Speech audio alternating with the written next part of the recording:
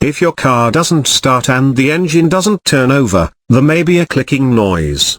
The first thing to check is the battery, ensuring there is enough voltage. This is done by putting a multimeter across the positive and negative terminals. It should read 12.5 volts. If this is correct, then you should check the starter motor. Gain access to the starter motor. Using a multimeter in DC volts, attach the black lead to the negative on the battery and the red lead touching the S terminal, also known as terminal 2, and has a wire attached from the ignition switch to it. Ask an assistant to turn the key and check the voltage, which should be a 12 volts feed. There will be two possible outcomes. Outcome 1 is that no voltage was registered. This suggests that the starter motor is not the problem, as there is no voltage getting to it. You need to check wiring and relays.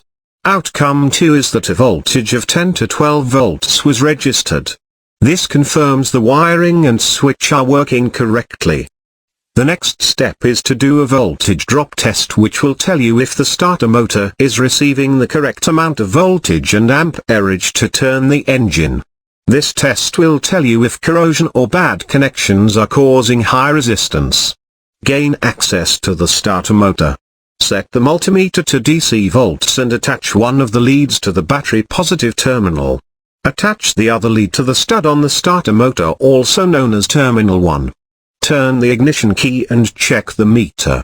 There will be two possible outcomes. A reading of 0.9 volts or less can be considered a zero voltage drop, which is good. A reading of 1 to 7 volts is bad, as it means the positive is not delivering the right amount of voltage and current to the starter motor. If the voltage drop was good, then the next step is to make sure that the starter motor is getting a good and complete earth. Set multimeter to DC volts and attach either lead to the negative on the battery. Attach the other lead to an unpainted area on the starter motor casing. Turn the key and check the reading. There will be two possible outcomes. A reading of 0.9 volts or less can be considered a good reading. A reading of 1 to 7 volts is a bad reading, which indicates a corroded earth or bad connection to the negative side of the battery.